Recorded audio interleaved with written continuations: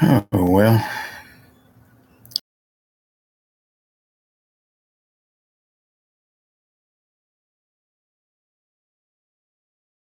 I'm wearing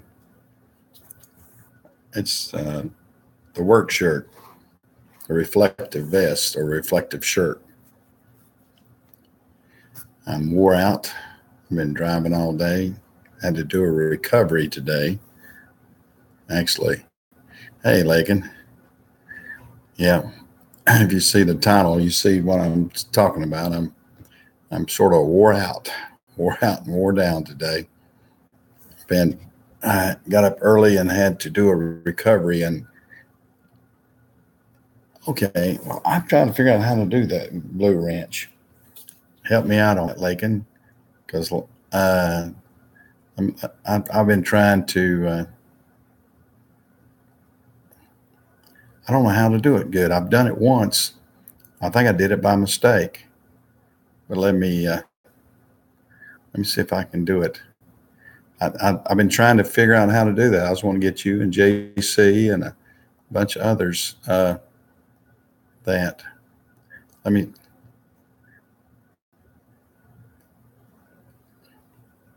click on my name and add moderator. All right. Let me click on your name. Well, it's not. Well, let me see if I'm using a Chrome. I'm using the. Let me see if I can get it to do that. Just let me click on the. Well, shoot. You might know I'm trying to. My daggum computer is not letting me do that. Click on your name and add. Let's see. Let's see, three dots. Let me see. Okay, the three dots. Let me click on the three dots there. So, okay, this. Oh, add moderator. Cool, you got it. I mean, right. Cool. Now, all right. Now here's JC. Now, yeah, same here. Now let me get JC. I want to put JC as a moderator too. Yeah, I've been. I had not done that. Right now, I got JC as a moderator too. Yeah, cool. Yeah, I did the same thing with him too. Hey, JC, I watched your video a while ago. That was my relaxation a while ago to watch it. Uh, Coming along pretty good with the four-wheel drive, aren't you? Yeah, I've had a busy day today myself. And like I said, you see my nice little work shirt on. I've got had to go do a recovery this morning early, and we had it. Well, actually, it wasn't mine. It was one of Walker's trucks. I had to go to Atlanta and recover. We had a starter that went out. Actually, I think we had a alternator issue too. We hadn't resolved everything yet. Well, you pick up the drive shaft. Hey, Marco, let me put Marco as a moderator too. Now that I'm learning all this moderator stuff, I'm figuring how to do it all. Yeah, because I was working the other day and I said, how the heck can I go back and do that? Yeah, JC's in here. Uh, yeah, I need to. I want to watch that. JC, keep looking. Oh, you're picking up some new tools. I hadn't been. Only tool I picked up was a logbook to go. Well, I actually didn't have to pick that up. It was a we're electronics, so I don't even have to pick up a logbook, but pick up my Keep Trucking app and take off. But yeah, I'm a little bit exhausted since I got started early this morning and then got back a while ago, and now I've got to deal with other issues tonight. It's always the little things that just drive you crazy. It's the $5 part, the $10 part, things like that that break, that take down a $100,000 truck, and it drives you crazy that you have to do that. And but that's life in the fast lane. You're going to break the weakest link every single time. Uh, yeah, yeah, yeah. I have issues. Yeah, I've got issues today. It's one of the things when you deal with a lot of trucks and you deal with a lot of drivers and everything else, you are going to have issues. Uh, but I feel good about it. I get back and chat with you guys and yep, yeah. The more complicated they make them, it's. I would love to go back to the days where all I had was a 290 Cummins with a 10 speed. I I remember driving trucks like that, and it felt like they never broke. Now they weren't comfortable, but they never broke. I remember doing so many of those runs with Carolina freight trucks like that, and of course now they had to service them and do all the things that are normal and normal wear and tear and tires and all that sort of stuff. But uh, the overly complicated electronic, uh, computerized everything we have nowadays, it does it does some good things, but the overall, I guess the when you look at the whole thing as far as what it does for you, it can drive you crazy because you get into such a specialized clientele that can fix this. I mean, you can't.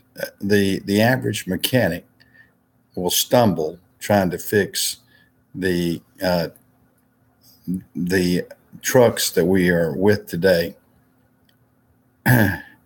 Yeah, that's right. When men were men and truck driving was taken seriously, yeah, that's that's what we've got. And I have to teach and reteach so many times of my young drivers or my lesser experienced drivers that you cannot follow too close and you cannot have the attitude that you're in your private vehicle, that you've got to figure safety.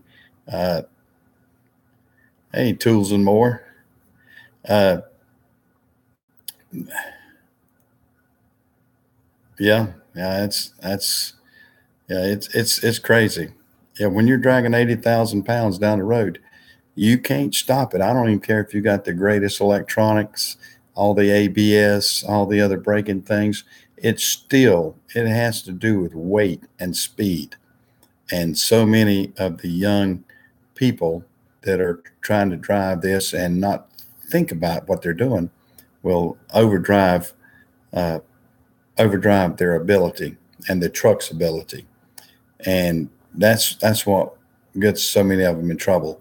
I mean, I can show you video after video of even some of my drivers that have had rear end collisions and a few other things. So it's it can be tough out there. It can be tough out there, but that's you know uh, that's the way it goes.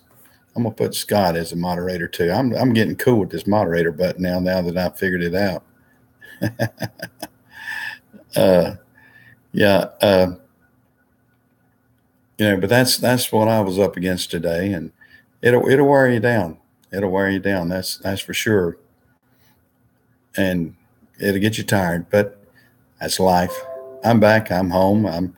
I'm thankful that I'm made it safe and sound, and and all in one piece. And just now it's time to sit down and start dispatching the other issues we got. I've got one now with the air dryer problem in Greensboro, so I might take one truck down and have a guy switch it out en route. We'll get it back down here and fix that. It just and I've had unloader valves. I don't know. I'm having air issues all week. It seems like I had one we had to put an air compressor on today. I had another one that the unloader valve, no, the foot valve is the foot valve. We thought it was an unloader valve and a compressor, but it was the foot valve that had gone bad. And it was keeping the secondary air pressure from building up in the secondary tank. And just little things like that. Thank goodness we keep enough parts in stock. We don't have to worry about it. But like I said, it's sort of like my friends that work at NASCAR and everything. It seems like they talk about, they're out there racing up a storm, and they'll have a 50-cent part that will take their car down. I and make them lose the race. And that happens with the trucking business too. I mean, you can be out there and you can have the best looking, shiniest, newest looking truck and put it out on the road, and either, I mean, you can have a piece of debris fly up and hit something and tear something on your truck. You can have a clamp to break. You can have any kind of little small part that's incidental that will just put you down. And that's what you get. That's what you get. Did you use it to fix your own trucks yourself? Did I used to fix my own trucks at one time? I drove them and had to fix them at one time. Yeah, when I was initially started as owner operator, yeah, I was not the chief mechanic, but yeah, I had to do a lot of repairs myself. I am not the best of mechanics. I'm the best of foremans, but not mechanics. I never have liked doing that heavy of a mechanic work. Now, my oldest brother, Don, went to Nashville Diesel Auto College, and he came back and is an excellent mechanic. And I always admired my brother for what he learned in that. And he opened up his shop, and he and his son, after he worked about 25 years at Carolina Freight Carriers. And my dad was always real proud of him. My dad, I think, I have one brother that's got a 4-year degree. I've got 2 or 3 years in college, of general college. But my brother that went to Nashville Auto Diesel College, I believe my dad always admired him the most, and sort of, I wouldn't say he's his favorite son, but he was the oldest son, so maybe he was too. But dad liked mechanical things, and I can understand why he was proud of Don doing well with that. And since then, Don's son has carried on the business and actually got a real good business.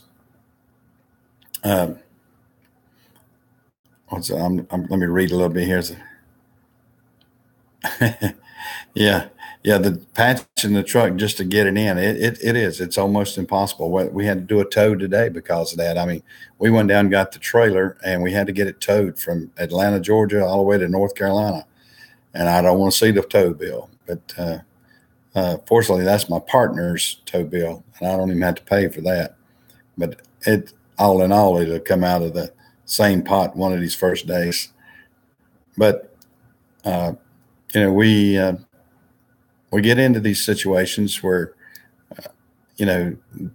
we can make it tough on ourselves by having some of the new stuff. I know JC, I've seen him working on I think, JC, you work more on 09s and back, and that's probably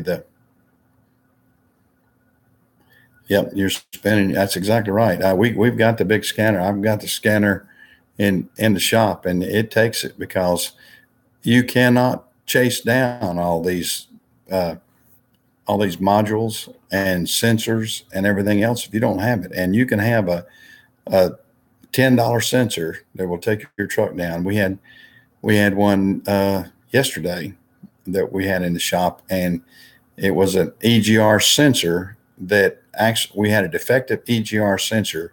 We'd put a new EGR cooler on it, but the sensor was bad. And that sensor was not that expensive, but it kept the truck from running proper. So that's what you get into. So you're up to 2015s now. Yeah, that's it. I want you to learn all you can, because I'm a Ford guy too. I want to have to run to Ohio to get you to help me sometime. Maybe run to Ohio to get you to get a rollback from you.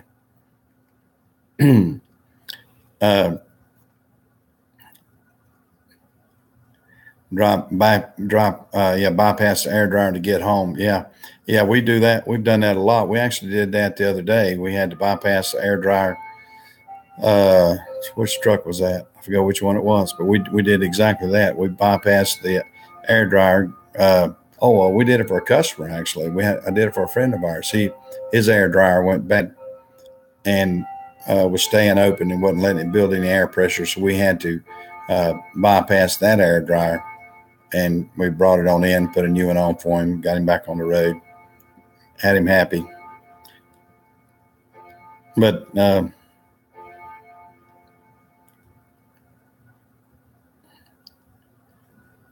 Yeah. Yeah. I've seen, vice grips and everything else on the brake chambers like that too. I actually saw a contractor get fired for using vice grips. They pulled his contract because uh, he had brake chamber problems, and he, he took it, he sent it out on a run and had vice grips on it, and had the airlines clamped down like that. And the safety guy called him, pulled his contract. He said, "This kind of maintenance you're going to do, we don't need you." So he was, instead of, I mean, if it had been something that he did to get it in, I think the attitude would have been a little bit better to bypass it. But he was actually sending it back out on a new trip, and he had all these. He had two sets of vice grips clamping down some airlines that were bypassing some of the brake chambers on a tandem, and they pulled his contract. But he'd pulled some other things too. I don't think that was the. I think that was the defining last straw, you might say. He had done some other things too. Yeah, preventative maintenance is key. It's key. I mean, we spend a ton of money on preventative maintenance. I mean, we go through, brakes, brake chambers, airlines, belts, fuel filters, everything you can think of that would take you down. And we try to look at at every single thing when it comes in for maintenance. And we do a lot of maintenance. Our trucks are in our shop at least once a month. Every single truck is at some time or another during the month. And I've got a lot of trucks, and it's hard to do that, but we do it. We got two pretty good sized shops and five mechanics, and it's a tough row to hoe, but we get it done. But that's what it takes. Preventative maintenance is the key, because it is so much cheaper to put it on in our shop than look at it and say, well, maybe it'll make one more trip, and maybe it won't, and that will bite you in the butt. Uh,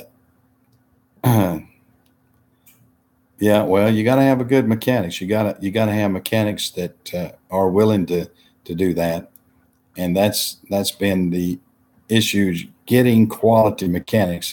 I guarantee. Hey, Matt, glad to see you come in here. But getting quality mechanics is one of the hardest things for us to do. Now, we can get bodies, but we can't get quality mechanics all the time.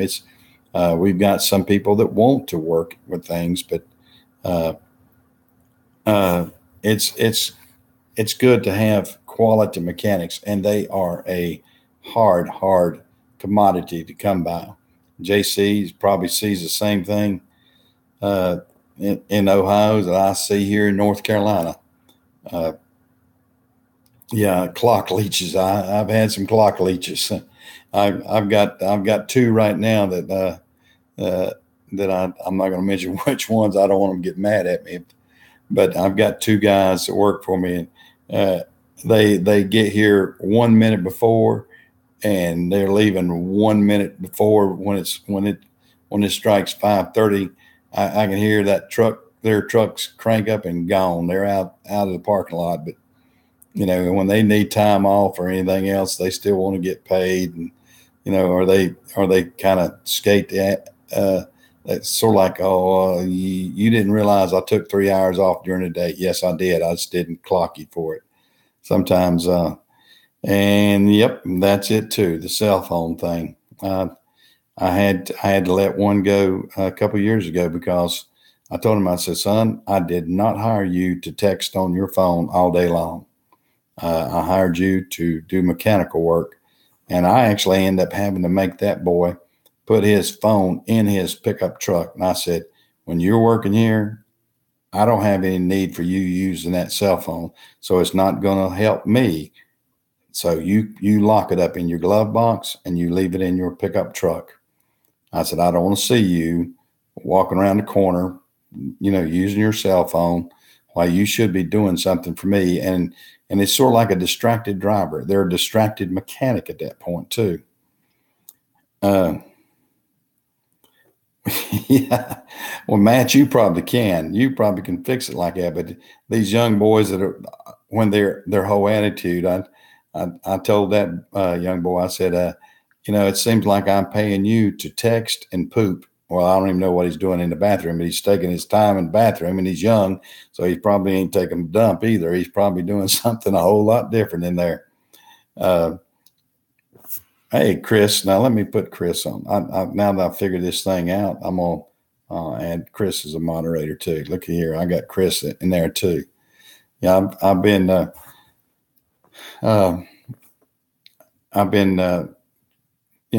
trying to keep good quality guys, and I'm wanting to bring some younger guys on too, because I've got some older mechanics, and we're going to age out, and I don't want to be in the situation that I have a guy say, this is it, I need to hang it up, and me needing good quality mechanics.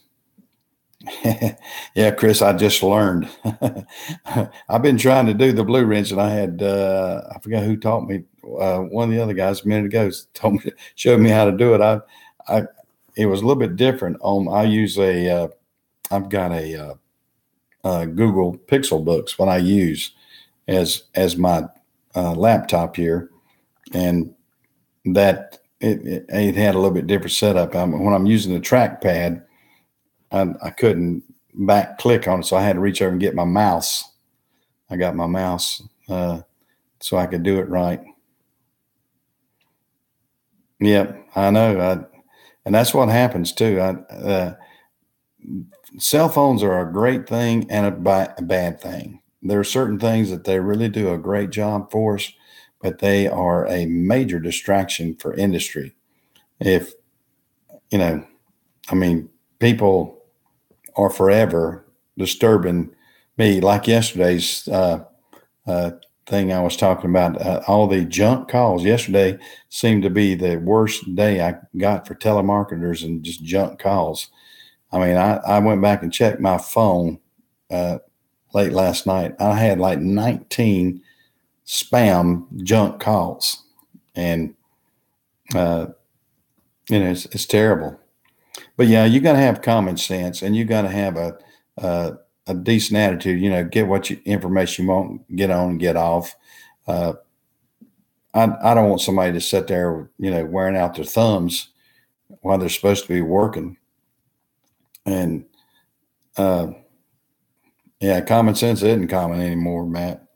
That's for sure. I had a bizarre situation the other day or the other night with a shipper that had the worst attitude I ever seen in my life. And it really wasn't so much the shipper as it was the guards and everything else when we were trying to get a truck to drop off a load with a truck that had a problem. And it was no common sense whatsoever. But you get that. You get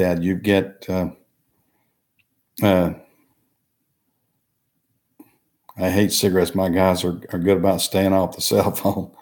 Yeah. Well, yeah. And cigarettes can be a distraction too. I'm not a smoker. I have a few guys that work for me that smoke. Smoking, some people use it as a crutch. I've seen people in all walks of life just use. If you're a smoker and you use it casual and you do it on your time and whatever, and you're not disturbing anybody, I can't get too mad at somebody about stuff. But my guys know that I don't allow smoking in my shop at all. I think it's foolish to smoke with all the flammable material we have around there. I like the thing I saw Tim Allen, the comedian, talking about. He said he was talking about his dad back in the late 50s, early 60s. He said he was standing right beside the fuel pump, and he was smoking away, and he was fueling his car.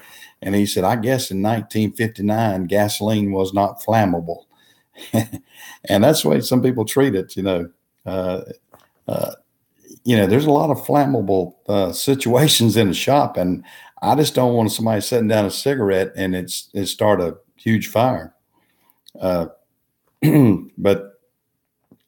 attitudes have changed over the years about that too, about smoking and drinking and whatever. And I'm thankful that I've taken up too bad habits. Yep. And catch something on fire, especially after hours. That's true too. And I've heard of guys' shops being burned down because it doesn't take but one cigarette to be, like I say, not be put out and then fall on a bunch of oily rags. And hey, unless you got a great big insurance policy on it, you don't want that to happen. But we had a guy up in the Vail area that he lost his shop, very much like that.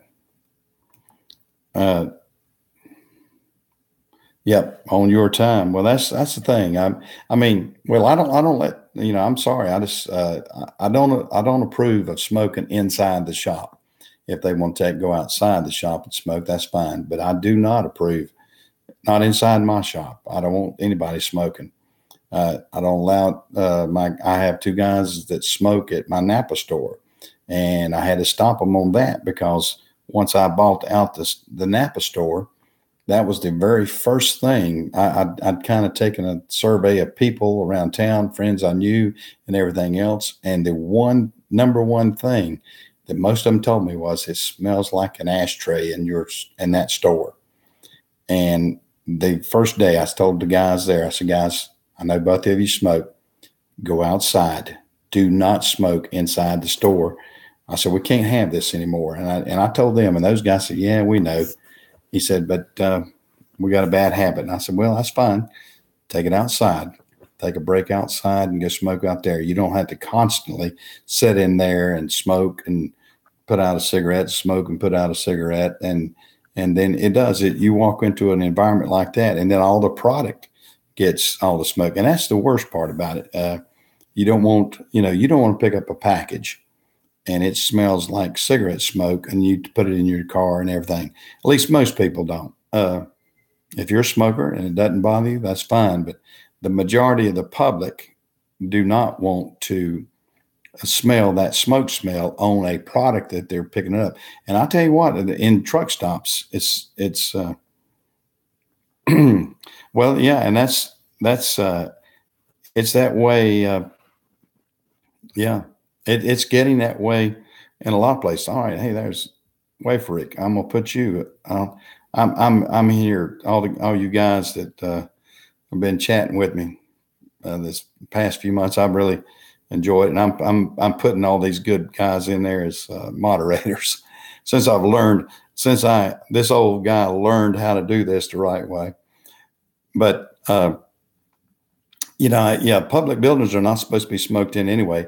Our town, I forgot exactly how it is, but yeah, I want a no smoking policy on ours, period, because you're infringing on the other person's rights not to smell it at that point. And and we'll give areas for smokers if they need it. I'm not trying to be complete butthole. I'm just a half-ass butthole. But I do feel like I want to speak out about that for them when we get it. Boy, I tell you what, I've gone around the mulberry bush out, and I hope I haven't bored anybody. Oh, I've bored myself here. I've sat here so long.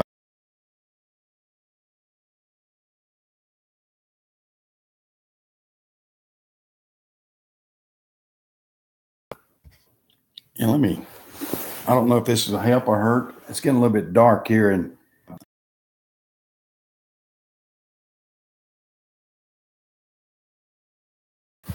I don't know if that light helps, but you may not want to see me any better. But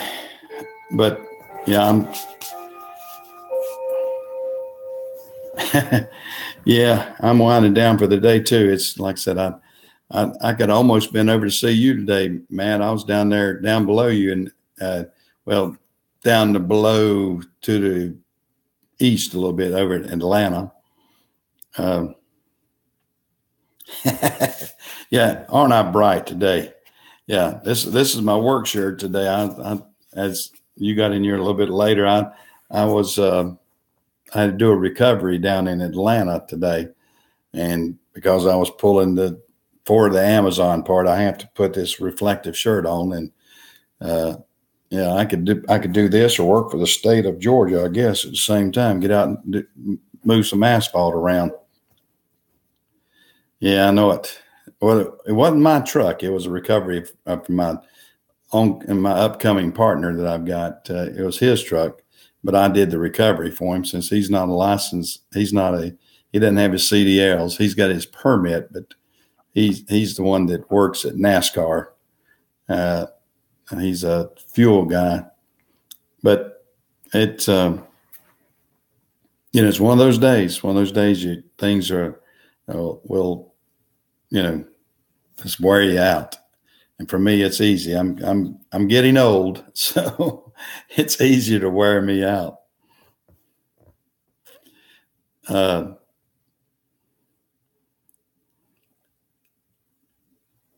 You got a class B. Yeah, you need to upgrade one day. Get your class A. Get your class A endorsement, and see if you can't. You might want to drive a truck someday. You're still young. Now, when I was your age, I still like driving a good bit.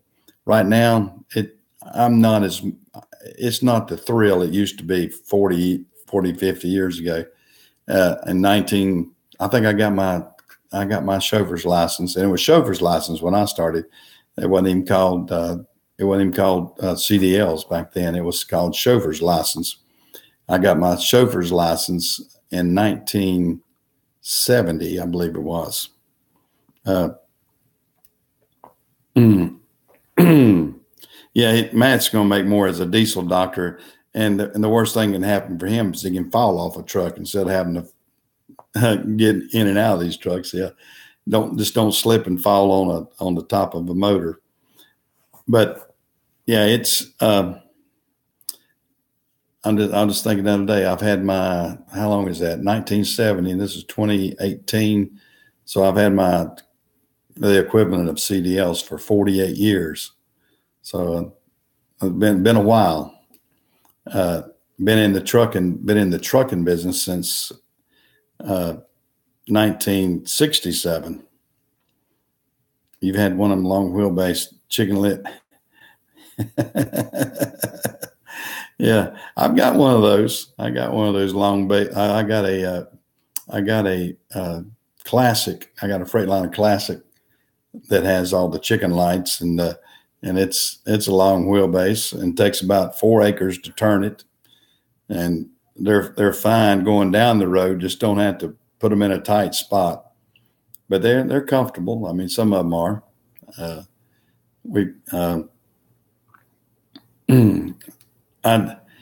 It's funny how your attitudes will change from time to time on what you want to drive and what you feel like is a real good truck. You get into wanting. Well, here comes my low and long. Yeah, Classic XL. That's what I've got. Yeah, I've got a Classic XL. I actually sold one over the weekend. I sold one for parts. Yeah, I had an 03 that had a C15 Cat in it. I had some boys that were real rough, and they blew the Cat, and we never did overhaul it. They kind of blew the block. I mean, I think we blew a hole in the block on that big bad boy, and it was going to cost me a fortune. So I parked it. And then we ended up scrapping off of it, and then I ended up scrapping it completely the other day, and I sold it at the auction. But that's I have a nice 06. It's real pretty. It's a real pretty truck. It's got a C15 twin turbo, 13 speed. And it's a pretty truck. It's a pretty truck. And then Landon, who's my new partner coming in, we actually have one of the old Hendrick Motorsports. He has one of the old Hendrick Motorsports Classics, and it's a house. I tell you, it is a house. They had that big bad boy turned up.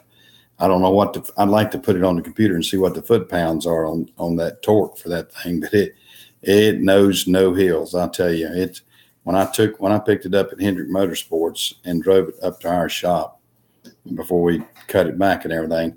I got over on 485 and stepped down on it, and it pegged the speedometer all the way down on the bottom in no time flat. And I said, "Whoa, baby, we got to cut this thing back," because they had no limits on that thing. Whatever I could have run that thing back around to about 10 miles an hour on the speedometer, on that analog speedometer, if I had wanted to.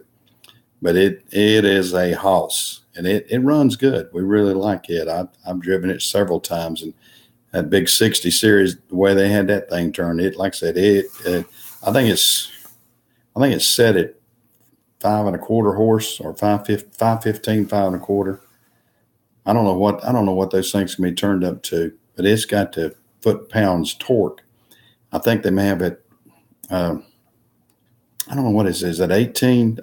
Well, no, I'm not the mechanic. I've seen it on the computer. You probably know, Matt, what I'm talking about. I don't know what is the setting on the general settings on the 18 speed, 60 series Detroit, 70 miles an hour, 1,200 RPMs, big hole. Yeah. Well, now see, I just sold one this weekend. Now, and our record's about like that. I've got a Volvo record with an N14, 18 speed, 411 rears, I think it is, and it'll roll too. But I like the Detroit with the 13's nice, and at 1550, I think this one's torqued more than that. I'm going to say 1800 torque instead of 1550. I mean, this was a Hendricks truck, and they had them turned up. They have all their stuff turned up, and I mean they'll roll. But I want to think I could be mistaken, but I think it was at 515 at 1800 or 1850 torque. Now I could be wrong, but I know one time before when they had one of Jeff Gordon's, they at one time had some Max. They had some of those Vision or Pinnacle Max, and when they had to get a special programming from Mac to turn these trucks up because they were complaining about they weren't turned up enough. And a buddy of mine bought one of them back from Mac of Charlotte, and they said, we have to turn it back down. So they had to go back in the computer and turn it back down because they had it hot. I mean, it would roll. And this one, they didn't turn back down. We actually turned the speed down. We got it and cut the speed back to 75, but it was wide open up until then. I mean, you mash it down and it would go. But we knew that'd get some of our drivers in hot water real quick. But it's a nice truck. It's a nice truck you got. Like I said, it's a 99. It's a 99 model. It was one that when Chase Elliott first started with Hendricks, they were using it. I think it was Terry Labonte's truck at one time. They were pulling Terry Labonte's stuff. And then after that, they were pulling Chase Elliott on with his, what's his lower division? Infinity truck. They were pulling that for him. And then it aged out on him, and they sold it. And Landon got first dibs on it because he was a Hendricks employee and picked it up. He picked it up nice. I'll tell you that. He got a great deal on it, and it's been a great vehicle for him. Let me get what little bit of hair I got pushed back here. The aftermarket road calibration for the higher horse, making it live is a different story. Live or live. It's you got to watch it when you get one of these and you turn somebody wild loose in a truck like that. They can burn it up. I know that. We had one cat that we turned up like that. We got somebody to get some programming past the normal programming. Oh man, That C15. It was a '04 C15, and my guys would fight over that truck. I mean, it wasn't the prettiest truck. It wasn't the nicest on the inside, but those guys knew that if they wanted to go up Fancy Gap or Black Mountain or any of these huge hills, or you know, they would fight over that because they knew it would just it would smoke anybody going up those hills. And that's what most of them wanted, was to be able to do that. Well, Matt, have you been knocking it out pretty good? I see JC. I know everybody been watching JC. I'm scared that JC is going to drop his truck on him with that great all one day.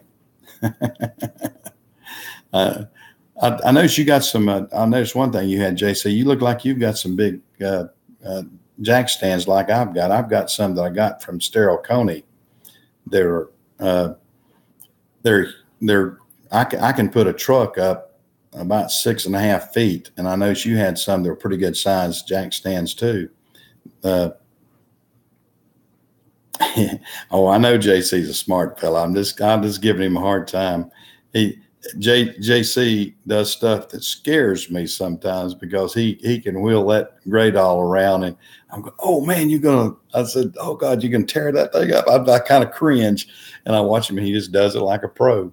And it takes a pro to handle stuff like that. You had to leave at 3:30. Oh, so did you work yourself out because of flat rate, or just work yourself to a frazzle and had to go home? But yeah, I wish I could have quit at 3:30. I started at about 6 this morning.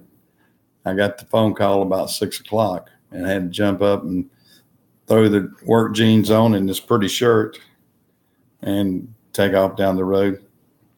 Oh, waiting on parts, nothing else to diagnose. Oh yeah, that can be an attitude thing. That's something I'm hoping I'll be able to resolve when we get, and it's already helped in the past 6 months, that we're keeping, like today I had a compressor yesterday, a compressor to go out, or was it today? Anyway, we had it in stock at our Napa store, and a lot of times I've called even the West Carolina or the Freightliner dealership or whatever. They go, oh well, I hadn't got it, but I can get it for you next week or 2 days or whatever. Or we can, if you want to pay freight, we'll ship it out of Memphis, or all kind of things like that. And that drives you crazy.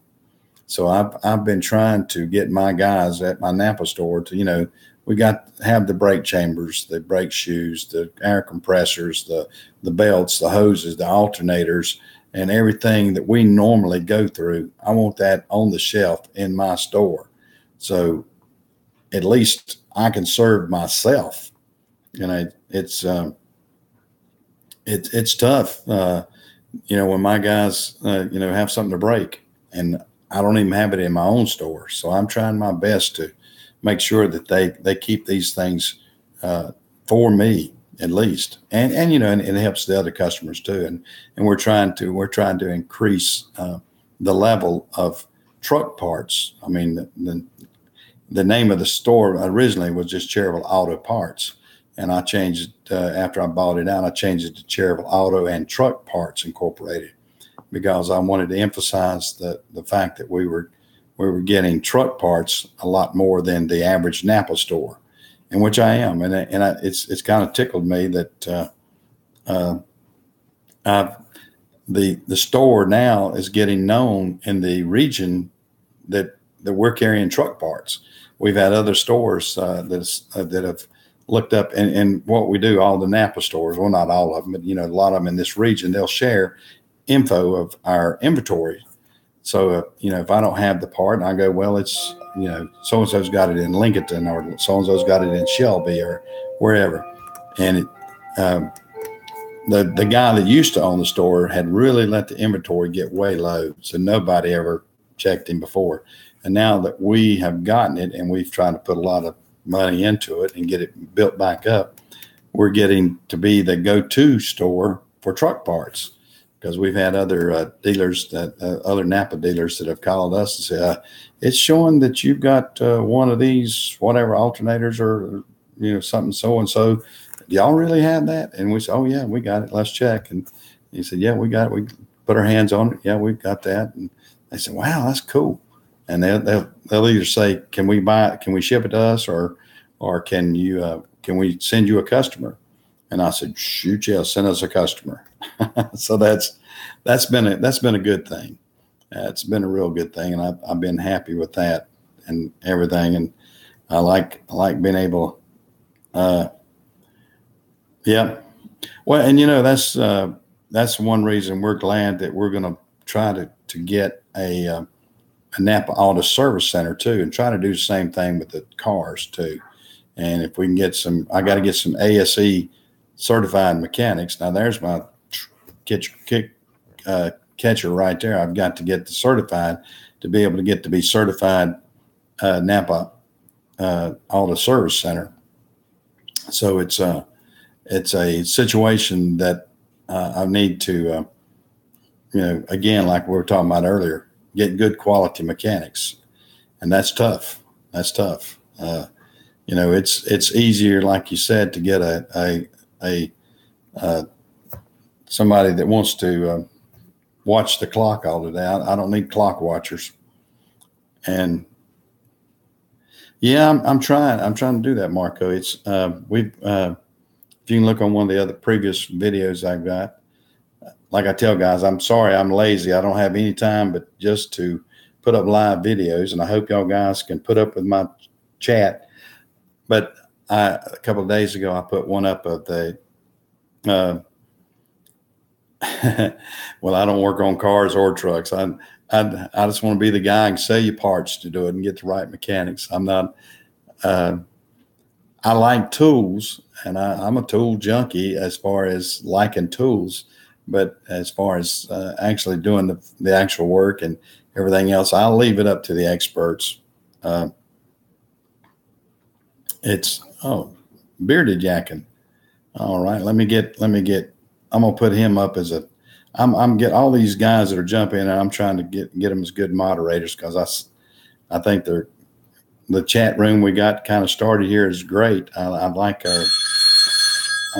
Okay, excuse me, guys. Real work here. Yeah, Brian.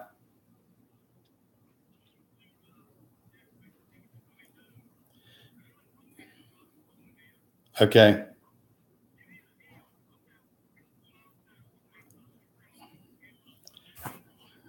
Oh, I didn't. Well, I wish he had told me about that. How? So now, where? How far out are you, Brian?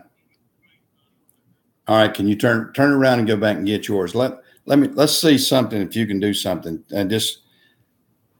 Oh crap! Leave the blue truck up there. If we got that problem, leave the blue truck up at Greensboro. Turn around and get it if you can. If you got time to get it, or are we going to throw you? Are we going to? I mean, what's going to throw us behind the worst? Let's do this. Run that. Okay, can you get that one through the night? And bring that one back. Check when you get up to Greensboro. Check that truck. Check that air dryer out and see if we're going to have to bypass it, or either just put a tap on it. See if we got some trash in the bottom of that air dryer. I don't know. Yeah, I think it's under the hood. I'm not certain on that one. Check and see if it's not one under the hood. But I mean, you know where to look though on that air dryer. Crank it up and see if it spits right. I mean, if that thing would spit one time, I believe it would probably be okay. I believe something. I don't know if he would, piece of trash or something, drain the air lines. I don't know if he's done that. Just do something like that if you can, and then just give me an analysis of what's going on with it. See if you can get it to build up. He says he couldn't get it to build up over 75 pounds. See if you can get it to build up 120, and see if you can get that trash out of it. Yeah, if that one's doing that bad, do it. Bring it back regardless, because we need to get that. Yeah, were you going to be able to limp it around tonight? You think? Well, if you can't, when you losing his power when that check engine light comes on, then he can cruise with it. Well, see if you can feather it like that, then, and feather it up to get up to Greensboro, and then see, make your own. Now you're going to be pulling an empty back out of Greensboro, aren't you? If you don't bobtail, well, if they'll let you bobtail it for sure. And then if you have to, if you feel like it's going to be a pain in the butt to do that, or if it's going to put you down, I don't want to be having you put that thing down in Lumberton. So just come on, swap it out and get the blue truck. You'll be back in time to give Alan that blue truck in the morning, then bring that one on in. How about that? All right, but give me an analysis on that 280 when you get down there on it. Yeah, let me know if you're going to have to if we're going to have to do a road call on it or whatever we need to do, or if we can get him back far enough so we could swap it out. I'm running short on trucks, though, that's for sure. Oh, I know it. I'll tell you what. Between these guys running into a gate and tearing up a truck and everything else, between the truck tearing up itself and the dumbasses that we have tear them up, I know it's a killer right now. Well, just do that if you would, Brian, and just let me know. Let me give me an assessment on what that air dryer is doing, and we'll make a call from there. Because he doesn't leave out until about 9:30. If I have to, I can double utilize. I might can double utilize Jeff's truck if I have to. So I'll see what we can do, see what we come up with, and then if we have to maybe do this tomorrow night or whatever and swap another truck, we'll have maybe one more day. But give me an assessment on that when you get down there. And I'll give Jeff a call and a little bit. Jeff ought to be in a little bit, so I'll just give him a call and tell him what I may have to do. All right. Thank you, Brian. Yeah, see. Sorry, guys. Yeah, every day is a new dilemma. When you run about 40 or 50 trucks out there, it is a dilemma. That was a real life conversation, and it's a situation. I don't know if I was telling him right or not, but I've got one boy came in. He said the air dryer was wide open and it wouldn't pop off right. And I know at times in the past we've popped them with a hammer on the bottom side, get that valve to release, and got trash in it. But it's a 60 series engine. That was the other one. The other one, one of them we got going up the road now, and he says the light's coming on and it loses power. He said then you can feather you can feather it back. The check engine light goes off, and I'm wondering if it's not a V-pod. We've had problems with these V-pods before that wouldn't let the vanes open up, properly on the turbo, and it's about what it is. About a 2005 Model 60 series. Yeah, that's what I'm dealing with on that. Engine light and low power. And he's doing, like he said you can let off the gas, and it will, DDEC problems. Yeah, code 39 V&T vanes not responding. And that's probably what we got. That's probably exactly what we got. If that happens, it's either, I think we put a new EGR valve on that truck. I have to remember we had it in the shop a week or so ago about this similar problem, and we thought we had it fixed, and then it's evidently, cropped up again. So if it comes up with that code 39, so what would you say, a V? Well, I think that it may have a new V pod on it. Or the Delta P. Yep. Yeah, V-Pod, EGR valve, turbo. Well, it's got a new turbo, so it shouldn't be that.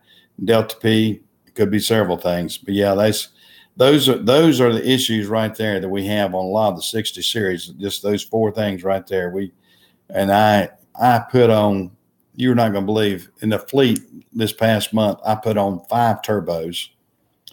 And I know a bunch of these and the EGR valves, I think we put at least 2 EGR valves, and so on and so on. It's, yeah. And that's the other problem. You'll get a reman V-Pod and they're junk. And then we have that same issue. And, how do you combat that? You can't look at a V-Pod and tell if it's good. I mean, there's not a thing on it except that you got to put it on and see if it works right. And then if we have a bad V-Pod, we'll get them from Detroit. We'll get them down there at Clark Power, and they're not immune to them either, even though they're the Detroit dealer. So it is something. Yeah, and that'd be a DDEC 4 engine, or is that DDEC 5? What is that? That's a 2005. That'd be a DDEC 5, wouldn't it? Or am I saying that wrong? I've got that kind of, let's see, I probably have about 20 DDEC 5s. Yeah, I have about 20 of those that are at least 2005 or newer. And I actually sold a DDEC 4. I shouldn't have. It's salvaged out. I had it. We had an older DDEC 4 that we'd salvaged out. Of course, we got another one that we'd overhaul. We're going to keep that and put it in another. We had one that got a couple of years ago caught on fire and burnt the truck down, but it had just been remanned, and we're just going to put a new turbo on it and put it back in. Yeah, so you deal with that every single day, but I deal with it every single day too. It seems like, trying to get these things resolved. But yeah, that's probably what we're going to have to do with tomorrow. And if I can get I've had Google the ugly fix. I think that you're in the neck of the woods about 100. Yep. That's what we get into with these engines like that. They're great engines and they do a great job for us, but it just seems like the DDEC 4s I always liked them a tad better because I didn't have as much. The DDEC 4 is the one that did not have the EGR valve on, I believe, if I'm right. Okay, Chris, that's good hanging out with you. I hope we didn't bore you too much with the getting too far deep into Detroit issues, but that's what you get in a real world situation. And we have the real world situations. Yep. We'll see them later. Yeah, it was non-EGR. That's what I was thinking. And we got a couple of those DDEC 4s in the shop, in the floor, really, basically just sitting on the stands. And they're good engines for us. And and that one we got in that 99 too is I think it's a DDEC 4, but they're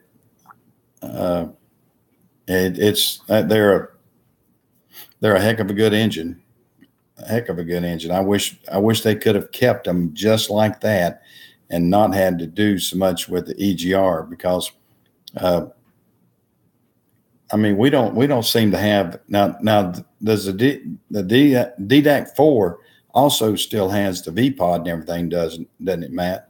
Or does it? I'm not. Reason I ask is because we don't seem to have as many problems with that particular problem with the DDEC 4s as we do the DDEC 5.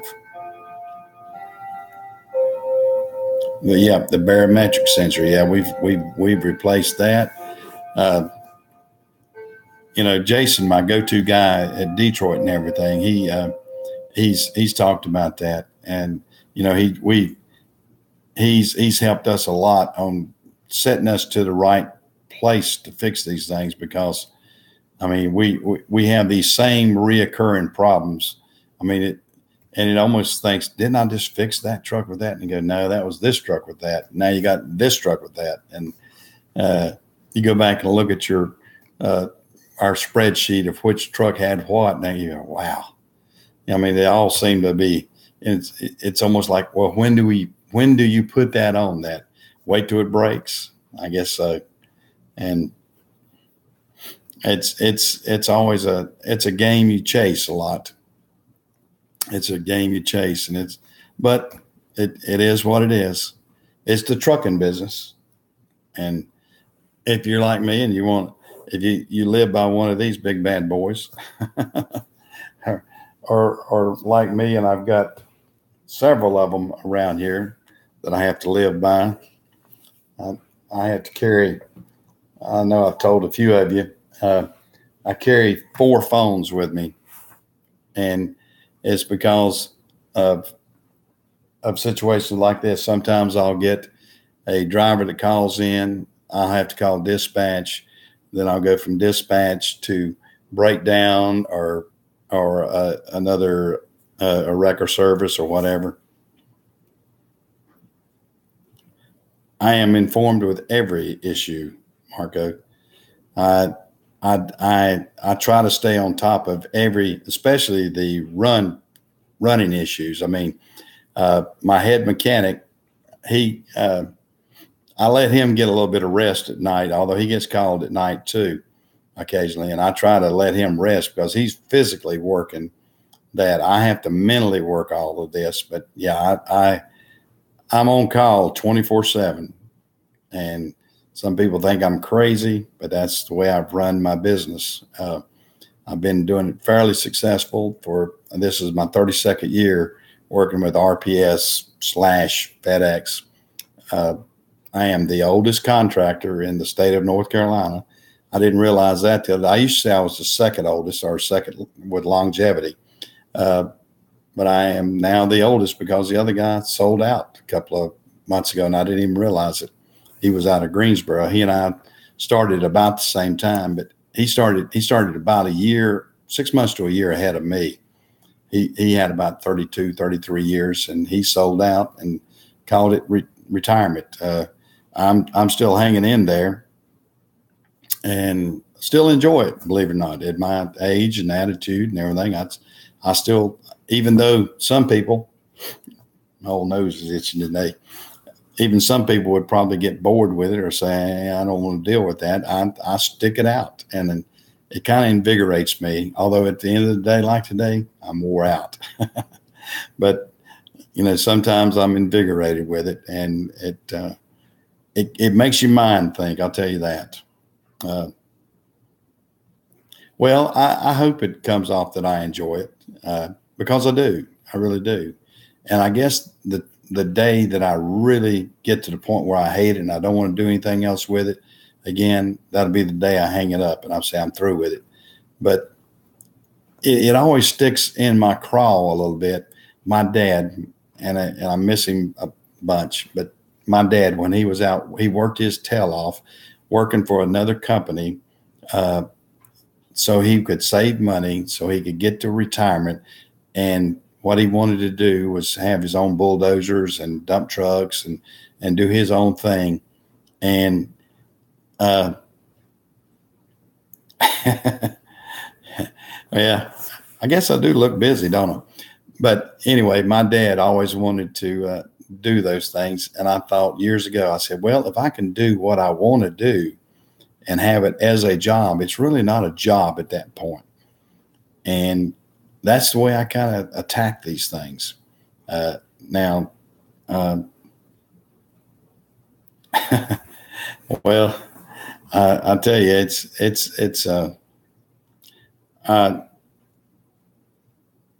I try my best not to get I try to get I don't want to get a negative attitude. Now, things do bring me down. I mean, don't get me wrong. I'm not happy-go-lucky all the time by no means. But I do like to have don't give a crap, or don't give a, I don't like to cuss on here, but say, don't give a shit attitude.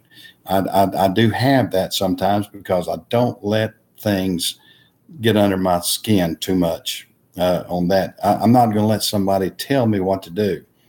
I've been around the block too many times, and I'm not going to take an attitude from somebody, or I'm not going to take crap off of somebody. I don't, if either you like me or you don't like me, I don't care. I am who I am, and that's the sort of the attitude I've got. I think it is not my first rodeo. That's exactly right, JC. Uh, and to put it bluntly, I mean, I've been doing fairly good for the past 30 something years, but I've had some failures. I'm not going to sit here and say, oh, everything I've done's turned to gold. No, I've had some things that turned to crap. One of my first biggest ventures that I had that I went bust on almost, it is almost put me in bankruptcy. I bought a radio station. I bought the local radio station here in my hometown, and thought I was young. I wanted to be a DJ. I wanted to get out and sell ads, and I bought it at the worst time of the lowest. It was sort of a mini depression in 1980, and it was a very bad time to be in business. Interest rates were running about 18 to 20%. Very, very hard times until Reagan got in and kind of straightened out some things. And I had the radio and the newspaper. I had a radio and a newspaper. And I guess some of them have heard it. I've started the newspaper myself. And then after I had the newspaper for about a year, I decided to buy the radio station. And then when I did that, I left my good job at Carolina Freight as a yard switcher and ventured out and did this all by myself. Little did I know, you had to actually have money to work off of. You got to have capital. You got to have money to keep yourself afloat when these bad times come. And they come in every single business out there. And I didn't have it. I was underfunded, something terrible. And that it gave me I guess, an attitude. If I ever do business again, I'm going to do it differently. And it gave me the idea that, you've got to have that nest egg out there, and you've got to have the capital, and you've got to be able to have cash that you can get your hands on. Don't go out there and buy yourself a big fancy truck if you can't afford that big fancy truck, whether it's a pickup, whether it's a truck that you're got for business, whatever. Stay within your means. Now, my first truck that I bought for RPS, I bought a used International 81 model. I picked it up for $5,000, and it needed some work. I got a buddy of mine that painted it for me for free, so I got it painted without much money. I ran it on recap tires, which I hate recaps. That's a whole different thing, until I blew them out. And then, it would take a good turbo or a tire that would took me out of business back then. But I was able to get ahead by not having a huge payment and everything. And that's how I got myself ahead with my RPS and FedEx. And I was working my butt off too. I was working 18-hour days, it seems like. But I was getting ahead. I was putting more money back. I was able to, do that. Then I was able to buy a second truck, and then I was able to hire a driver, and then I got a third truck, and so on. But I did it within my means. I did not have huge payments. I worked with it and got everything done within a tight budget. And then from that point, I kind of stabilized, and then I was able to buy better equipment.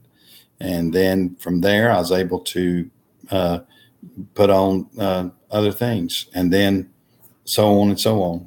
So, not to belabor my past and everything. And yep.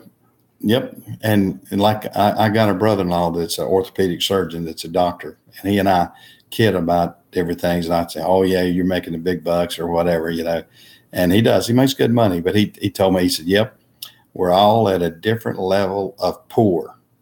and that's about the way it works. Sometimes you know, I make a lot of money. I'm not going to sit here and deny that with my trucks, we generate a lot of revenue, but I have a lot of overhead that some people probably couldn't stand, because I have with my trucks and my Napa store, I have about 50 employees, and that will choke a goat on some people. And, you know, and you've got to learn to manage that kind of situation. But that being said, if you can get to a certain level, you can manage that, and it's manageable. But you can't ever let yourself fall down. The worst times you'll have is when you get your cash flow down so tight that you can't. You know, if a tire breaks or pops, you'll go bankrupt. And I've seen guys do that. And that's where if you don't get to that level, and we all get deep in debt at some point in time. I've not met anybody that hadn't got much debt at some point in their life, but the debt can overwhelm you, and you've got to work your butt off. I mean, I laugh and scoff at these things that I don't see so many of them nowadays, but nope, I don't need a load. Does Amazon want me to put more drivers out there? You worked me to death today, Amazon. I don't need any more. Can't sleep at night. I'm catch up on my reading here. Nope, I did not go from 2 trucks to 8 trucks overnight. I did not. I just I kept one truck. I had one truck for I'll run that battery down. I had one truck for almost a year before I got the second truck. And then I went from, it took me about another 6 months, and I got the third truck. And actually at that point, RPS was capping us at 3 trucks. That's the maximum they would let us have. And all right. Okay, I got Arthur Baker calling me. Yeah, well, he must have found his truck. Let me call him back. See if that's what he was calling me back. Another real world situation, guys. Hold on one second. But I'm gonna have to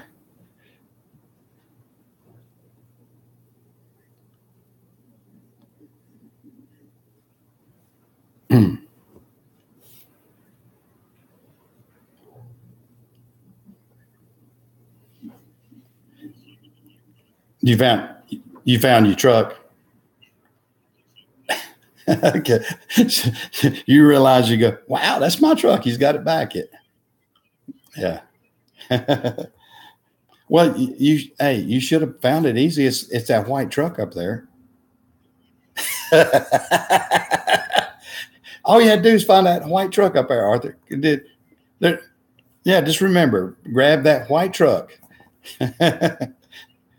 Yeah, that's right. The one with the tires on it. Got a horn on the steering wheel too. All right. And I don't have much fuels in or anything, but we brought it back from the shop today. So it was a foot valve. It was a foot valve that went bad, Arthur. It's what it was. But it should be fine, and hopefully everything will be all right. Give me a call if anything's not working right. Well, I don't know about sleep. What's sleep? Yeah, when I get a chance to lay down, that's right. Well, thank you, Arthur. Just go ahead and get that and just check your fuel and everything. I think you'll be fine. Hopefully, I think they checked it out going down the road and everything seemed to be fine. And, all right. Thank you, Arthur. Be safe. Bye. Sorry about it, guys. Yeah, take the white truck. Yeah. I've got about 40, 50 white trucks out there. Yeah, that's what the driver, and that's what I get a lot of times. I get tickled. When I saw he was calling, that Arthur his truck was one that we had a situation. We had to put a foot valve on it because the secondary air wouldn't build up right. And they never find their trucks. that we put them back on the lot, and if it ain't exactly where they left it, it's an, oh, where's it at? Where's it at? It's, I get them. I get them all the time that they'll call me in the middle of the night. I have guys call me at 3 o'clock in the morning. I can't find my truck. And I go, and I'm supposed to know where somebody parked it. Sorry. I'll tell them, I said, well, get in one of my other trucks over there and ride around a lot. I know it's a big lot, but ride around a lot, walk around a lot, whatever, get you exercise, and then just like this one, oh yeah, I found it. But that happens. That happens. Oh, Lordy. Yeah, JC, I think you're like me. It's easier to keep those white trucks because you can swap those fenders and hoods and everything else. As long as you keep everything white, it's easy to change. And white's an easier color to match up too. You can buff that baby out. And I know your wife knows how to do that. She's probably buffed a many of them to match the one off the other truck. Yeah.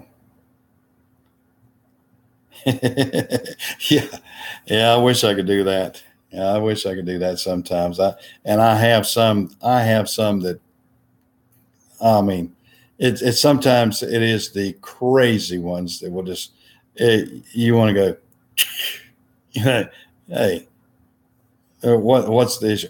And the other issue is sometimes too, they'll call and say, can you get my FM working? I just don't know if I can run this trip if you hadn't got my FM radio working. And I've had to really tell them, or with the AC problems, it's just not real cold. The AC is not really cold. And my attitude to that is, guys, I've installed a handle on the left side over there on every truck I got. Just get it and roll it down if that AC is not working good enough. So they I drove trucks with no AC for so many years. It just makes you want to blow your mind out, go. And that makes or breaks a truck driver nowadays. I mean, and I have them.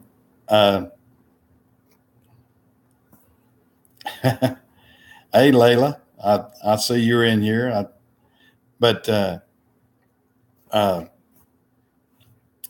I've had so many that I don't know that I have a couple right now that are complaining because their cruise control is not working.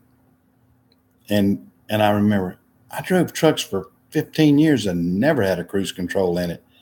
And I've got to take this truck out and put it back in the shop because the cruise control is not working. And then, you want to say they're not looking for a trucking job. Well, I guess they are, but it's just it's different. It is different for sure. Yeah.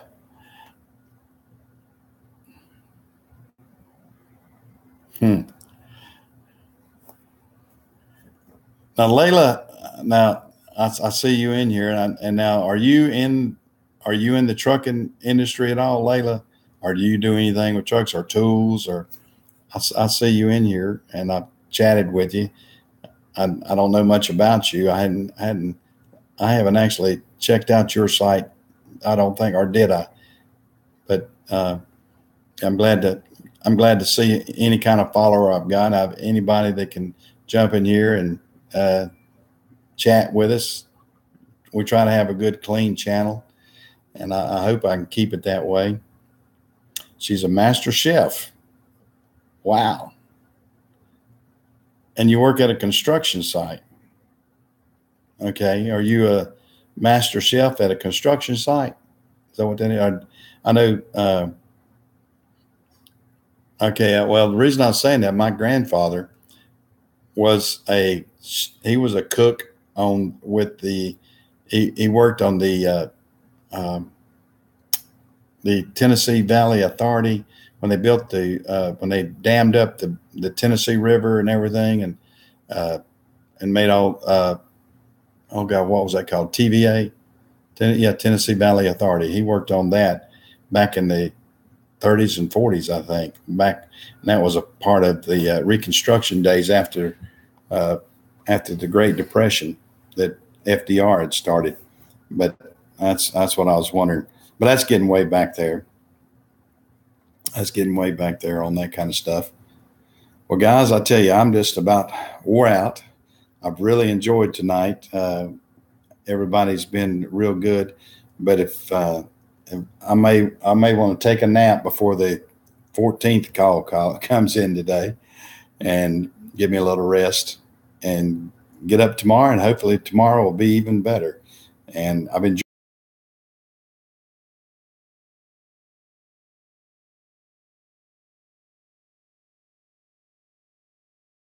See y'all later, and enjoyed it. I really did. See ya.